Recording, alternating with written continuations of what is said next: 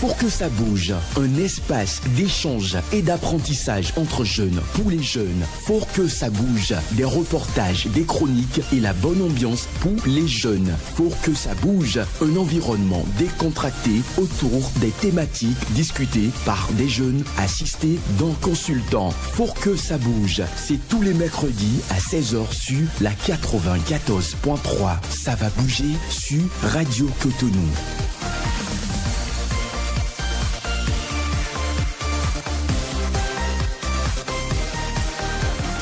Vous êtes à l'écoute de Radio Cotonou. Mesdames et messieurs, bonsoir et merci donc de prendre ce rendez-vous de votre émission Faut que ça bouge sur la 94.3 Radio Municipale.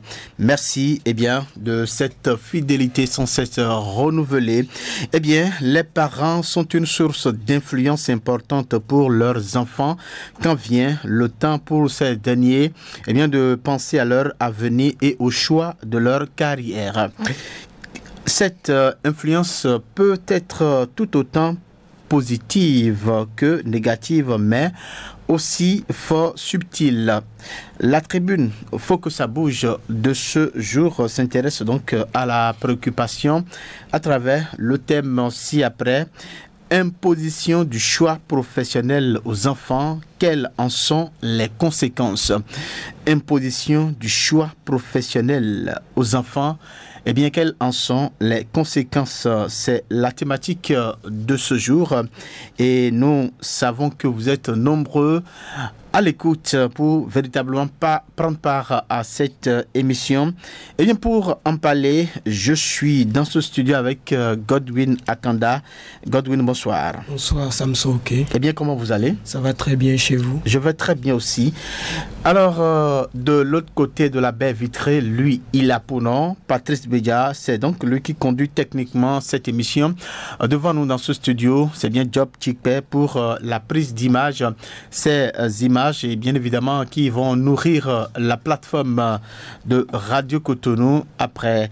Merci donc de prendre ce rendez-vous. Notre consultant est déjà à nos côtés, il est déjà avec nous dans ce studio. Vous allez l'entendre dans la suite de cette émission. Avant de continuer, je voudrais donc préciser que vous avez la possibilité de participer à cette émission comme vous en avez l'habitude via donc les numéros 01 52 52 73 01 52 52 73 ou 01 40 11 17 18 01 40 11 17 18. Les messages WhatsApp sont également attendus sur le numéro 01 50 52 52 73 pour les messages que nous allons lire depuis ce studio dans la suite de cette émission.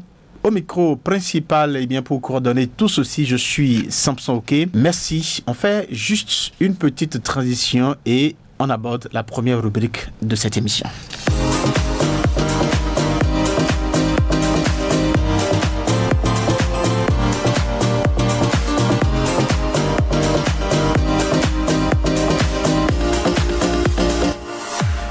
C'est bien Faut que ça bouge que vous recevez dans vos différentes demeures et le thème de ce jour c'est bien imposition du choix professionnel aux enfants. Quelles en sont les conséquences? Par rapport donc à cette thématique, Godwin Akanda a fait donc un reportage. Il a promené donc son micro dans la ville de Cotonou et ses environs. Et puis, il revient donc avec un reportage que je vous propose de suivre. L'imposition du choix professionnel aux enfants reste une délicate équation pour les jeunes. Certains se sont toutefois incompris des parents. Ces étudiants rencontrés à Calavi se prononcent. Selon moi, l'imposition du choix professionnel aux enfants, je suis contre d'abord. Je suis contre parce que chacun est destiné à devenir ce qu'il veut dans la vie et imposer un choix, un métier à un enfant n'aide pas l'enfant en fait à s'épanouir de ce qu'il fait. Parce qu'un enfant qui en impose quelque chose, d'abord si le truc ne lui plaît pas, il ne sera pas à l'aise, il ne va pas se concentrer, mais quand lui-même il fait son choix, il sera à l'aise dedans et il va le faire aisément. Pour moi, l'imposition d'un choix professionnel aux enfants peut nuire énormément à leur épanouissement personnel et même à leur réussite. Parce que lorsqu'un enfant est par exemple forcé de suivre une voie qui ne correspond ni à ses aspirations ou à ses compétences, il risque par la suite de manquer de motivation et même de développer une aversion pour son travail. Donc sur le long terme, ça peut conduire à une carrière frustrante et à des sentiments de regret. Le plus important, d'après moi, serait que les parents accompagnent plutôt les enfants dans leur orientation, sans leur imposer vraiment un chemin tout tracé. Le fait d'imposer un choix professionnel aux enfants, cela entraîne une mauvaise chose sur l'avenir de l'enfant. Déjà, si l'enfant n'a pas envie de faire un métier et on le propose, il ne va pas se sentir à l'aise dans ce métier. Même s'il a tout le diplôme qu'il faut, il fait une longue étude, il ne sera pas du tout à l'aise dans ce métier. Merveille Sodabi évoque quant à elle quelques conséquences sur l'imposition du choix professionnel aux enfants. Je pense que ce n'est pas une bonne chose. Le fait d'imposer un choix professionnel en venant des parents, déjà, c'est pas une bonne chose. Ça peut entraîner le manque de motivation, d'épanouissement. Il peut avoir la perte de confiance en soi. Il peut développer des sentiments de rébellion. La sociologue Oumemat Baghiri précise l'impact des choix professionnels imposés aux enfants. Oui, l'imposition du choix professionnel aux enfants. Le fait d'imposer le choix professionnel à un enfant peut avoir des conséquences très positives, mais peut aussi avoir des conséquences négatives. Alors, elle peut avoir des conséquences négatives dans la mesure où, lorsque vous ne connaissez pas toutes les capacités de votre enfant à faire tel ou tel métier et que vous le poussez à y aller, il peut aller se casser la gueule entre griffes, comme on le dit. Il faut donc, depuis le bas âge, si vraiment vous voulez que votre enfant exerce un tel métier, vous mettez les moyens à disposition. Enfin, le choix ou l'orientation professionnelle des enfants nécessite de mieux connaître sa progéniture, ses passions, ses goûts et ses caprices.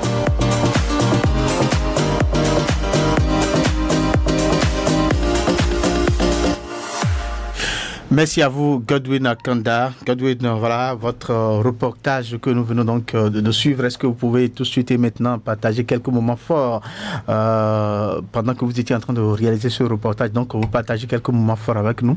Oui, sinon, concernant mon reportage, ça s'est très bien déroulé. Je n'ai pas eu vraiment de soucis pour faire intervenir. Ceux que vous avez interviewés, n'est-ce pas? Oui, bien sûr. D'accord. Sinon, ça s'est bien passé. Et j'ai eu aussi à apprendre de la part de Madame la sociologue, oui, voilà, qui est intervenue tout à l'heure dans le reportage. Voilà. Merci infiniment, Godwin Akanda. On reste toujours avec vous pour la suite de cette émission, mais on va faire encore une petite virgule et puis on revient pour la prochaine étape de cette émission, toujours avec vous, Godwin Akanda.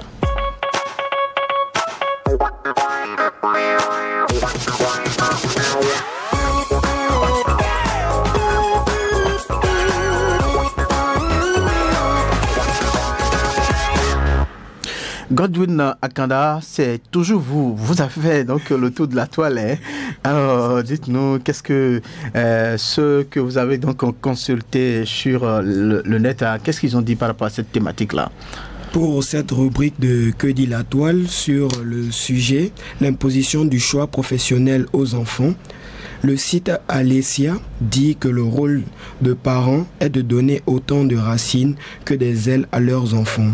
Il est donc important de rester un soutien malgré les craintes, incompréhensions qui engendrent le choix de certains métiers. Ensuite, on a le site MEF qui dit choisir un métier ou une voie professionnelle pour son enfant suppose à mieux le connaître et à l'aider à faire le point sur lui-même. C'est après ça que vous pourriez trouver un choix professionnel à votre enfant. Et enfin, pour finir, il y a Moudia Poli qui pense que l'imposition du choix professionnel aux enfants doit permettre à l'enfant de se sentir épanoui dans son domaine et il doit observer avec le temps une évolution dans sa profession.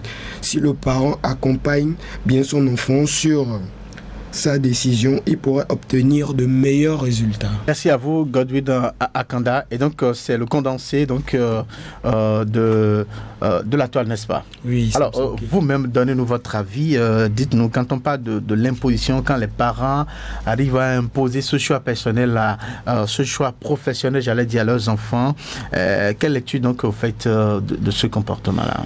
Par rapport au choix du choix professionnel qui est imposé aux enfants, oui. Moi je pense que des fois les parents ils ne font pas souvent de bonnes approches par rapport à l'imposition du choix personnel, mais des fois il faut quand même comprendre aussi que l'enfant a des ambitions, a des rêves aussi, qui peut permettre à l'enfant de devenir un grand quelqu'un demain. Oui. Mais aussi, il y a des enfants qu'on doit suivre à la lettre qui souvent ne suivent pas une bonne orientation. Donc aussi, souvent les parents, d'un côté, ils ont quand même raison de pouvoir s'imposer. Mais toutefois, parfois, il faut donc permettre à l'enfant aussi de s'épanouir, de pouvoir décider, n'est-ce pas? Oui. Merci, on vous aura compris, Godwin Akanda. Merci donc pour voilà donc cette approche que vous avez donc de la thématique que vous venez donc de partager avec nous. On va à présent donc aborder notre consultant, notre expert qui est déjà avec nous dans ce studio. Il a pour nom Eddy Camille Kotor. Il est psychopédagogue, expert en orientation scolaire et professionnelle. Monsieur Kotor, bonsoir. Bonsoir, monsieur Oké. Bonsoir toutes les auditrices et à tous les auditeurs de Radio Cotonou. Voilà. Bonsoir, monsieur Gondé. C'est parce que il y a longtemps. C'est vrai que vous êtes passé sur cette émission plusieurs fois, mais on est là. Aujourd'hui, vous êtes là. Merci de votre disponibilité. J'avoue que vous avez un agenda très très chargé, mais vous avez donc pas plus que vous. Merci donc de cette disponibilité. Alors donc nous parlons de cette imposition là qu'on constate chez certains parents, cette imposition qu'ils font au niveau donc de leurs enfants quant à leur orientation professionnelle, leur choix professionnel. Alors avant de commencer, on va faire une petite clarification des thèmes là. Donc on va parler d'abord de orientation professionnelle. C'est quoi on met dans orientation professionnelle? Merci, monsieur. Une petite qualification contextuelle. Il le faut. Voilà. Alors, l'orientation professionnelle aujourd'hui se trouve collée ou rattachée à l'orientation scolaire.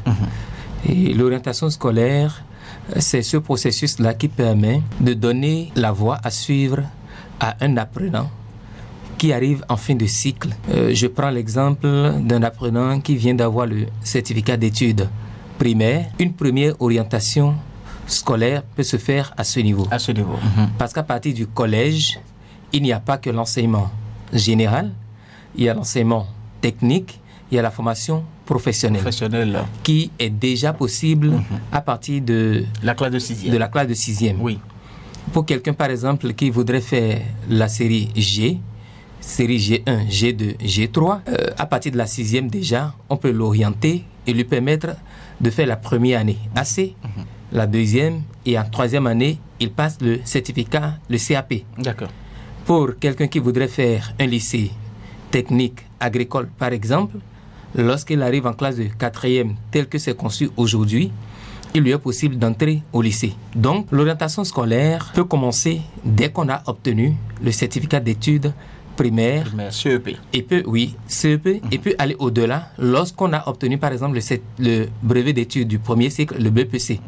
Ça, c'est un deuxième niveau d'orientation. Et le troisième niveau, c'est celui qui s'opère quand on a obtenu le baccalauréat. Après le baccalauréat. Et après le BPC, cela s'impose aussi parce qu'il est possible pour les apprenants de choisir des séries au regard de leur formation professionnelle future. Donc, au regard de la carrière qu'envisage l'apprenant, il décidera de faire, à partir de la seconde, les séries A, B, C, D, E, F, G, etc., etc. D'accord.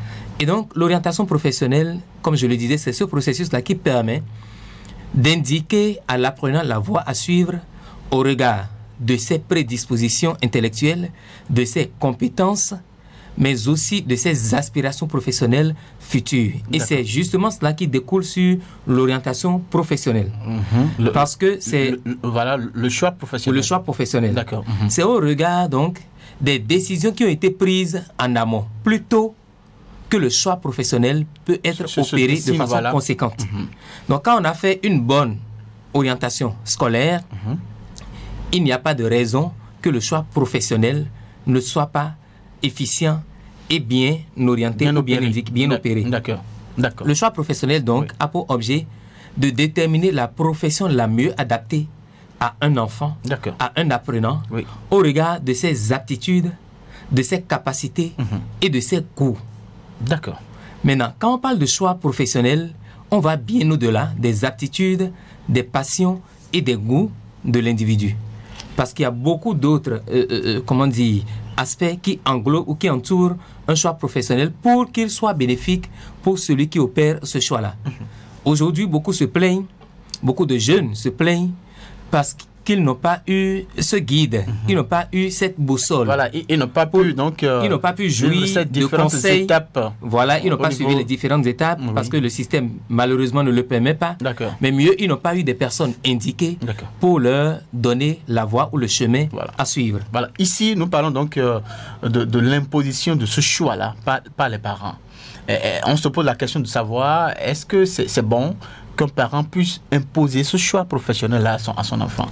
Si je dois revenir sur la première question, je dirais que l'orientation scolaire professionnelle donc sert à déterminer le domaine de formation ou la filière professionnelle qui conduira le jeune à un métier avec des perspectives d'insertion intéressantes pour qu'il exerce ce métier-là et qu'il puisse s'épanouir à partir donc de cette profession qu'il aurait choisie, s'épanouir lui-même individuellement, s'épanouir dans la vie et apporter aussi une plus-value à la communauté à laquelle il appartient. Mais ce choix ne doit en aucun cas être une imposition. Parce que, voyez-vous, chacun est unique. Aucune personne ne ressemble intégralement à l'autre. Chacun a ses prédispositions intellectuelles, psychologiques, cognitives, affectives, physique, morale, etc.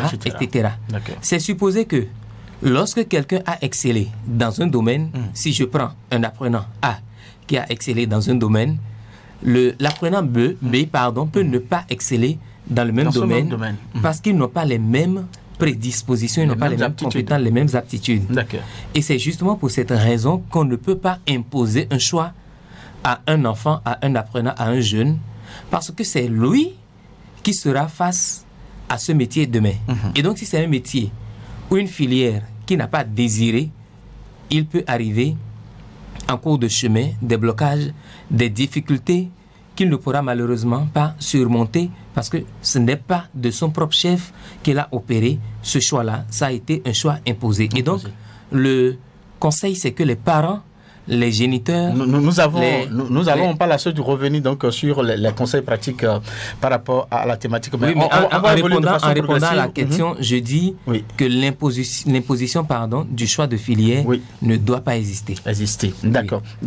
Nous avons, dans le reportage de tout à l'heure, entendu donc la sociologue, bien évidemment, Madame Bagri, qui trouve que imposer un choix professionnel à un enfant a des conséquences aussi bien positives que négatives. Je voudrais qu'on aborde d'abord un enfant qui se retrouve dans cette situation où ce choix lui a été imposé. Quelles seraient les conséquences positives d'abord? On va aborder donc cet aspect positif de la chose. Après, on va aborder donc le côté négatif. Alors, dites-nous, quelles sont les conséquences positives d'une imposition de choix professionnel? Merci, Monsieur Oké. Les parents, en imposant le choix aux enfants... on est dans les conséquences positives d'abord. Les parents, en imposant le choix aux enfants, ne sont pas toujours dans une dynamique de faire mal. Aucun parent ne voudrait voir son enfant échouer. Bien évidemment. Donc, ils sont tous animés par le désir de réussite de leurs enfants. Malheureusement, les parents n'ont pas toujours les ressources nécessaires pour aider les enfants à opérer un meilleur choix. Et donc, plusieurs raisons peuvent justifier cette imposition venant de la part des parents. La première raison, c'est que certains parents voudraient perpétuer la profession au niveau de leurs enfants. Je m'explique. Papa est médecin. Il voudrait que tous ses enfants soient aussi médecins. Maman, elle est comptable. Elle voudrait que ses enfants aussi deviennent comptables comme elle. Donc, on a ce souci-là de perpétuer la profession. Ou bien on a un parent... De léguer la profession comme un héritage. Ou bien on a un parent proche qui est peut-être avocat et on voudrait que l'enfant devienne avocat parce que peut-être ce métier fait gagner sa vie, parce que ce métier est une assurance professionnelle, ou parce que celui qui a exercé ce métier a été un modèle au regard des parents. Peut-être que cet oncle qui est devenu avocat ou cette tante qui est devenue magistrate, ce frère qui est devenu policier, ils ont été des modèles et on voudrait donc... Ils ont un train de vie. Ils ont eu un train de vie que les parents ont apprécié. Ils voudraient que leurs enfants aussi arborent ce manteau-là d'avocat, de magistrat ou de policier, que sais-je encore. De professeur, de mathématiques, d'enseignant, pourquoi pas, d'artisan, pourquoi pas aussi. Donc les parents voudraient perpétuer la profession. Ça, c'est la première raison. Et là-dessus, ce n'est pas mauvais. Ce n'est pas mauvais de vouloir que son enfant devienne ce qu'on a été, que son enfant travaille dans le même domaine que soi-même. Malheureusement, les parents n'appréhendent pas le fondamental, qui est de se poser la question de savoir, mais si moi j'ai pu être un expert comptable efficace ou, je ne sais pas, performant, est-ce que mon enfant a les prédispositions, les passions et les compétences pour l'être aussi? C'est là la question que les parents ne se posent pas souvent. La deuxième raison qui peut amener les parents à imposer le choix, c'est que certains parents n'ont pas pu réaliser pour eux-mêmes l'idéal d'avenir professionnel ou de vie professionnelle qu'ils auraient souhaité. Et donc, ils voudraient que leur enfant prenne le relais. Le parent ou le papa a voulu être médecin, il n'a pas pu accomplir ce vœu. Il n'a pas pu l'être. Donc il voudrait voir son enfant devenir ce que lui, il a manqué de faire. Ça, c'est la deuxième raison. La troisième, c'est au regard aussi du terrain hostile, du terrain malheureusement scandaleux, du marché de l'emploi, que les parents se disent « Ah mais tiens, aujourd'hui j'ai réfléchi et je pense que si mon enfant fait tel métier, il pourra mieux s'en sortir que lorsqu'il aurait choisi tel ou tel autre métier. » Donc c'est au regard de l'observation que font les parents du marché de l'emploi qu'ils éprouvent la difficulté à laisser leurs enfants aller dans ce sens ou dans un métier qui est déjà saturé. Les parents, il faut le dire, ils ont peut-être aussi, probablement, on peut le dire ainsi, ils ont une longueur d'avance sur les enfants qui sont plus jeunes. Les parents ont traversé des expériences ou ont connu des expériences que les enfants n'ont pas encore connues. Donc, ils sont mieux informés parfois que les enfants et ils savent donc par conséquent que tel métier est déjà fermé et ils préfèrent orienter leurs enfants par rapport aux nouvelles professions qui sont porteuses d'emploi ou porteuses d'avenir. Le dernier niveau, c'est le mimétisme. Certains parents, et on l'a dit au point 2, parce que telle personne ou telle autre dans le quartier ou dans la communauté a fait tel métier, ça lui a marché, on voudrait que son enfant aussi aille dans ce sens, sans forcément analyser les conséquences. Et parlant de conséquences positives... Donc vous êtes parti des causes. Oui, des causes. Donc, pour revenir maintenant sur les conséquences positives. Les conséquences positives, c'est que le parent a pris le temps de mûrir la réflexion avant d'orienter son enfant. Une autre conséquence positive, c'est que l'enfant a pris sur lui la détermination et l'engagement de réussir à relever le défi que le parent lui a imposé en lui opérant ce choix-là. Une autre conséquence positive, c'est que le parent a mis les moyens à disposition pour pousser l'enfant le plus loin possible, pour que l'objectif soit atteint. Une autre conséquence, c'est que l'enfant, chemin faisant, a fini par aimer la profession ou le métier là. Et donc, il n'y a pas de raison qu'il ne réussisse pas dans ce domaine.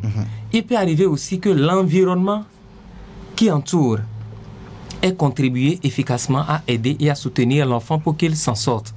Les conséquences là peuvent être donc positives. Mais ce n'est pas toujours le cas. Quand l'enfant n'a pas nourri le vœu d'exercer ce métier-là, les conséquences peuvent se retourner aussi bien contre lui que contre son environnement et même contre les parents eux-mêmes. Et c'est là que vous verrez des enfants qui vous diront que ce n'est pas, ça n'a jamais été leur choix. C'est le choix des parents.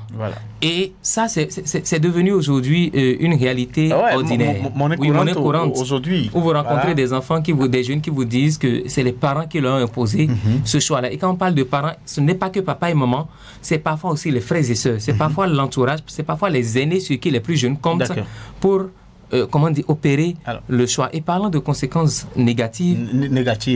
On aborde déjà les conséquences négatives. L'expérience raconte qu'un enfant a fini par achever les études, par obtenir le diplôme. Et puis quand il est rentré, après avoir obtenu le parchemin, il est venu le rendre aux parents pour leur dire, vous avez voulu que je fasse cette filière-là. Voilà, j'ai fini, j'ai le diplôme, je vous le remets. Voici votre diplôme. Voici votre diplôme parce que maintenant, moi-même, je vais chercher mes diplômes. Je vais chercher les diplômes selon mes aspirations. D'accord. Alors, c'est pour dire que donc, les conséquences sont vraiment néfastes quand un enfant se retrouve à être dans l'imposition de choix. Alors, on va de façon détaillée. On parlera de raccrochage. Oui, on va comme conséquence de façon détaillée rentrer dans ces conséquences-là pour que les gens puissent véritablement comprendre que voilà, ce n'est pas trop conseillé de pouvoir imposer un choix professionnel à un enfant. Tous ceux qu'on a abordés dans le reportage ont été de façon unanime contre l'imposition de choix. Alors, de façon détaillée, de façon plus précise et concise, dites-nous, quelles sont les conséquences négatives si un enfant se retrouve à être dans cette situation. C'est d'abord la baisse de performance. D'accord. Parce qu'un enfant qui se retrouve dans une filière qu'il n'a jamais aimée, qu'il n'a jamais choisie, il sera en baisse de performance tout le long de son cursus universitaire ou de sa formation. Ça veut dire qu'il n'est pas motivé à travailler ou à étudier. Baisse de performance. Ensuite, raccrochage. Un enfant qui n'a pas choisi sa filière peut décider à un instant T de tout abandonner et de ne pas continuer parce qu'il ne se sent pas dans son élément en faisant cette filière-là. Il y a, un risque énorme de délinquance. Parce qu'à un moment donné, il pourrait s'adonner à des activités pour compenser le manque qu'il ressent dans la filière qui n'a jamais été son choix. Et c'est là que commencent malheureusement les mauvaises compagnies, la mauvaise camaraderie, les fréquentations douteuses et qui font que le jeune, au lieu d'aller en cours à l'université, préfère passer le clair de son temps avec des camarades qui, eux, ne vont pas à l'université. Parce que justement, il ne se retrouve pas quand il va à l'université, quand il va au cours, il ne se retrouve pas. Il se sent confiné dans un environnement qui n'a jamais été son choix, qui n'est pas le sien. Au-delà, il y a des apprenants aujourd'hui qui se sont donnés à ce que nous appelons communément, je vais le dire ainsi, la cybercriminalité, parce que justement, ils se sont retrouvés dans une filière qui n'a jamais été leur choix. Et puisqu'ils ont des aptitudes au niveau du numérique, et avec la perche qui leur a été tendue par les uns et les autres, ils ont tout fait de virer dans ce sens-là pour se trouver une occupation qui leur permet de gagner leur vie d'une façon ou d'une autre parce qu'ils se sont rendus compte qu'en réalité, le choix qui leur a été imposé par les parents ne sera jamais concluant parce que ce n'est pas de leur passion, ce n'est pas ce qu'ils ont voulu faire. Une autre conséquence négative que nous ne voyons pas toujours, c'est, je vais dire, c'est la fin d'une existence. Parce qu'il y a beaucoup de jeunes. La fin d'une existence. Oui, la fin d'une existence. C'est qu'il y a beaucoup de jeunes aujourd'hui qui ont vu leur vie ou leur avenir sacrifié parce que justement, on leur a imposé un choix qui n'a jamais été le leur. Et ils n'ont pu jamais s'en remettre. Parce que quand vous passez ou vous perdez une année de votre vie, c'est beaucoup. C'est vraiment beaucoup. Et imaginez des jeunes qui ont été orientés ou qui ont été orientés vers des filières qui n'ont jamais été leur choix et qui ont passé 1 année, 2 années, 3 années. Et ce n'est qu'après la licence qu'ils se sont rendus compte qu'en réalité... Qui se sont trompés de chemin. Voilà, ils se sont trompés de chemin. Et la reconversion, là, la reconversion n'est pas toujours évidente quand on n'a pas des conseillers bien moulés dans le domaine pour nous dire comment revenir et comment se réorienter pour se redonner une nouvelle orientation pour son avenir professionnel. Monsieur Kota, est-ce que vous ne pensez pas que c'est cela qui explique aussi donc le fort taux de chômage que nous constatons aujourd'hui au niveau de la jeunesse? Je ne dirais pas non. C'est un véritable problème aujourd'hui pour le système éducatif béninois. Parce que dans notre système, il n'est pas prévu de façon rigoureuse un plan d'orientation scolaire et professionnelle. Le ministère de l'Enseignement supérieur et de la Recherche scientifique fait aujourd'hui l'orientation post-bac. Mais cela n'est pas encore de l'orientation si on devrait parler en termes vraiment professionnels de l'orientation. D'accord. Ce que le ministère fait aujourd'hui, c'est des séances d'information à l'endroit des nouveaux bacheliers pour leur permettre de faire un meilleur choix. Donc, c'est des séances pendant lesquelles on leur donne la liste des filières, on leur parle un peu, en résumé, de comment il faut opérer les choix. Mais cela ne garantit pas un meilleur choix parce que, justement, l'orientation ne peut pas commencer quand on a eu le bac. D'accord.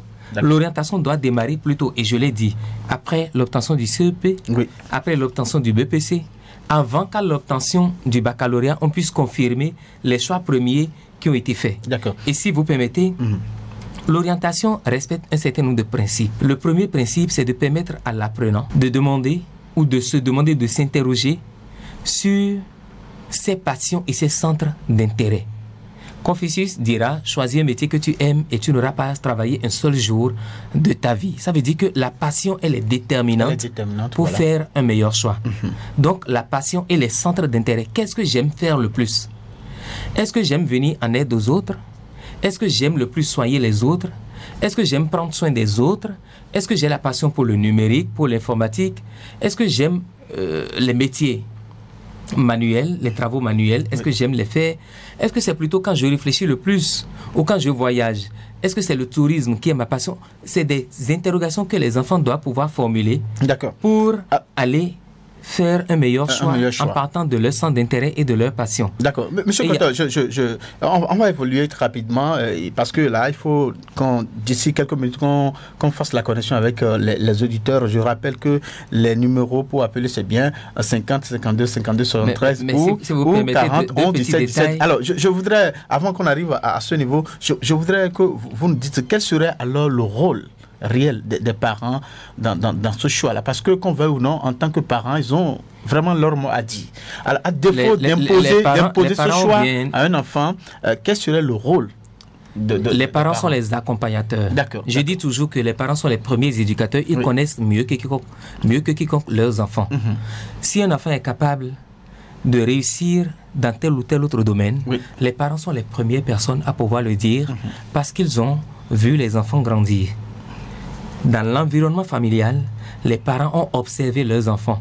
Ils connaissent leurs aptitudes.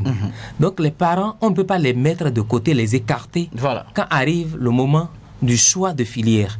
Et c'est pour cela que dans les écoles, pour orienter les enfants, dans les séries même, avant d'aller en classe de seconde, on ne peut pas ne pas convier les parents.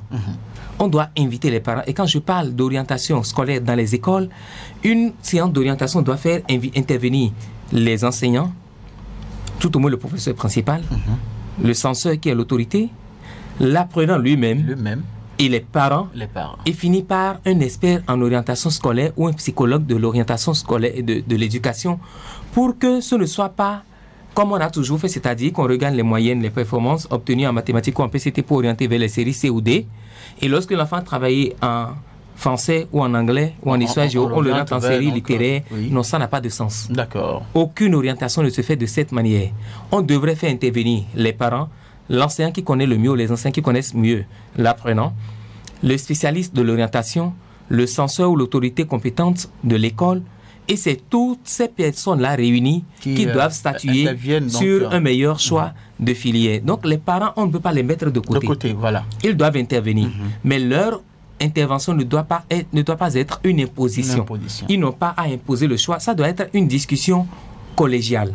Les parents doivent échanger avec les enfants. Mais en amont, je parlais de passion et de centre d'intérêt. Mais au-delà, il y a le projet de vie de l'enfant que les parents doivent l'aider à définir. Et c'est là que les parents jouent leur rôle. Le parent doit aider l'enfant déjà dès le bas âge à se définir un projet de vie. Ailleurs, ça se fait. Le parent doit commencer par demander à l'enfant qu'est-ce qu'il voudrait devenir demain.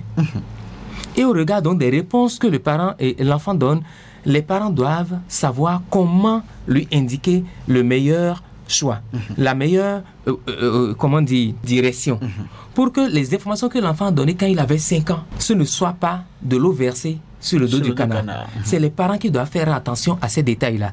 Quand il a eu 10 ans, on continue de lui demander ce qu'il voudrait devenir. J'ai un neveu, par exemple, qui très jeune avait voulu devenir journaliste. Et il lui arrivait, quand il venait dans l'atelier de sa maman, de s'habiller, parce que sa maman est styliste, donc il s'habillait avec les tenues que lui confectionnait la maman. Donc, il mettait une cravate un peu d'un journaliste, un peu comme Monsieur Hockey. Il présentait le journal. Mais quand il a commencé par grandir, ça c'est quand il était au premier cycle. Quand il est venu au second cycle, les données ont changé. Il a dit non, maintenant il ne veut plus devenir journaliste, il veut devenir designer. Parce qu'il a vu son grand frère faire le design. Et donc ça l'a intéressé. Vous voyez, donc le métier peut changer demain et c'est aux parents de veiller, voilà, de pouvoir surveiller, guider donc, cet enfant, le cheminement de l'enfant, au lieu de chercher à le lui imposer. Un quelconque et ce choix ne peut pas s'opérer aussi sans tenir compte des prédispositions de l'enfant, de ses talents, de ses compétences, des besoins du marché de l'emploi. Et j'insiste là-dessus. Les besoins du marché de l'emploi. Aujourd'hui, est-ce que devenir sociologue, devenir juriste, devenir psychologue, est-ce que devenir médecin, c'est prometteur pour avoir un avenir radieux? C'est des questionnements qu'on doit se poser. Et je pense que les autorités béninoises font beaucoup d'efforts dans ce sens. Il y a aujourd'hui l'Agence nationale pour l'emploi, la NPE. Il y a le programme spécial d'insertion pour l'emploi, initié par le gouvernement. Il y a les informations fournies par le ministère des enseignements secondaires techniques et de la formation professionnelle. Il y a les informations fournies par le ministère de l'enseignement supérieur et de la recherche scientifique. Toutes ces informations-là qui peuvent aider aujourd'hui les jeunes à opérer un meilleur choix. Mais comme je l'ai dit, dans le système, l'orientation doit constituer aussi vraiment une priorité. D'accord. Alors, M. Kota, quand on parle de choix professionnel, ce n'est pas seulement les domaines classiques qu'on connaît, que vous venez donc de citer, mais on voit les enfants déjà à 12 ans que les parents mettent dans des ateliers, par exemple, de culture, de coiffure, de menuiserie, de mécanique, tout ça, de petits enfants, mais qui y restent, réussissent et puis voilà, donc grandissent dedans, deviennent des professionnels dans ce secteur. Or, c'est les parents, ces enfants ne se sont pas retrouvés dans ces ateliers de leur propre volonté, c'est les parents qui les ont mis là. Donc, dans ce cas, on peut dire que, bon, parfois, imposer peut quand même aider l'enfant à réussir. Qu'est-ce que vous pensez de cet aspect?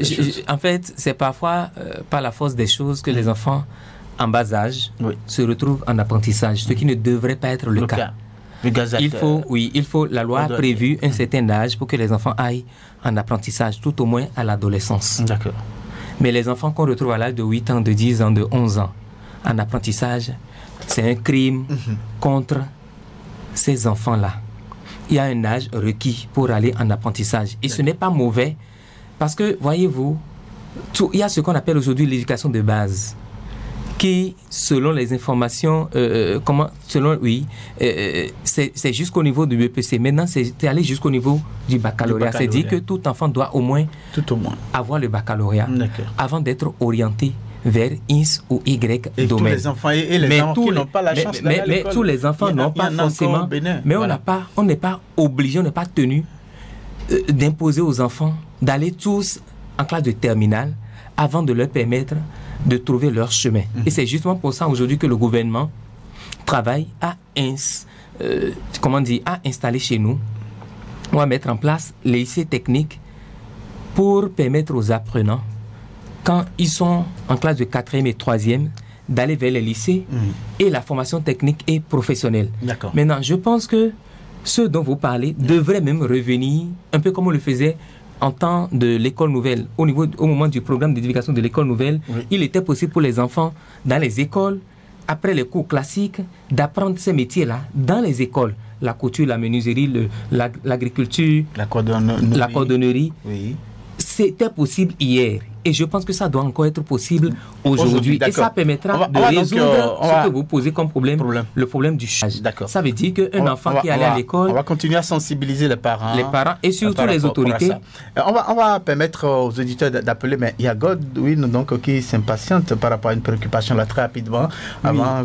Très rapidement. Oui, monsieur Edi Koto, est-ce qu'un enfant qui, malgré l'imposition du choix professionnel qu'imposent les parents, décide de choisir sa voie, est-ce que c'est une mauvaise chose? Malheureusement, j'en reçois, je dirais, tous les mois ou toutes les semaines, des jeunes qui voudraient que j'aille intervenir auprès des parents. Parce que les parents et eux sont en discorde et n'arrivent pas à s'entendre. Parce que justement, le parent voudrait que l'enfant fasse telle filière, mais l'enfant n'a jamais voulu aller dans ce sens. Pas plus tard que le mois dernier, j'en ai reçu qui voulaient que j'aille voir les parents pour leur expliquer. Et ça, je suis disposé à le faire parce que je pense que les parents n'ont pas toujours la bonne information. Et quand il vous arrive d'aller échanger avec eux, c'est là qu'ils ont la lumière et qu'ils comprennent qu'en réalité, ils ne doivent pas imposer le choix à leurs enfants. Cela doit partir d'abord sur une base de compréhension, de dialogue. Et c'est lorsque le parent est arrivé à convaincre l'enfant de la pertinence de ce qu'il dit que ça marche. Mais quand le parent n'a pas les mots pour convaincre et quand ce que le parent propose aussi n'est pas pertinent, ça pose véritablement un problème. Et malheureusement, il y a beaucoup d'enfants aujourd'hui dans le système qui ont choisi des filières par défaut. C'est qu'il a fait ça parce qu'avec papa et maman, ils ne s'entendaient pas. Donc il a dû choisir ça pour ne pas rendre les parents, malgré lui, pour ne pas rendre les parents mécontents. Et les conséquences, vous les avez évoquées tout à l'heure. Les conséquences sont là. Donc, le temps est complètement... Monsieur Koto, le temps est complètement passé. On va permettre également donc, aux éditeurs de participer sur les numéros que nous avons déjà indiqués, 01 50 52 52 73 ou 40 11 17 18. Le premier auditeur s'est déjà installé avec la complicité de Patrice Beya. Bonsoir.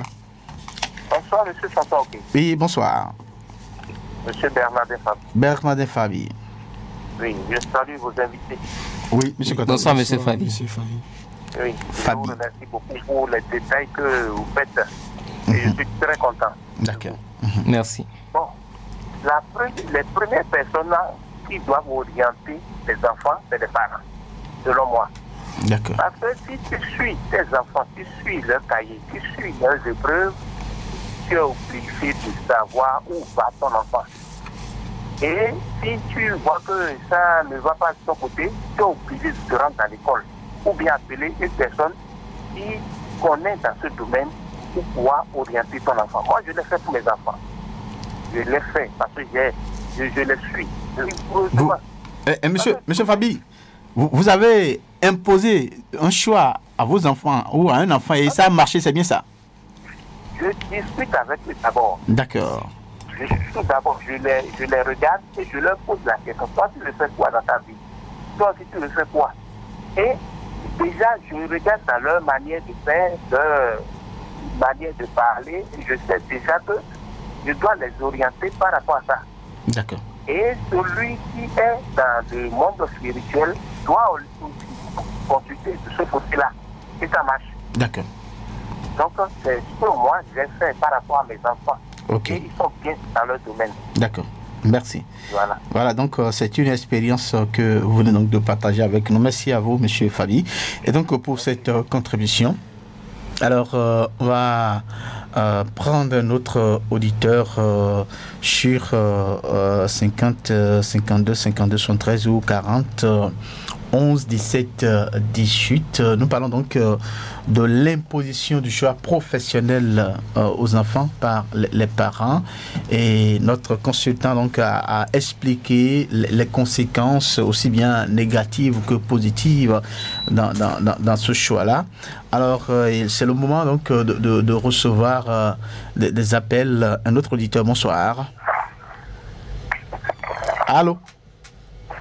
Bonsoir, monsieur Sanson. Oui, bonsoir, madame. À qui avons l'honneur?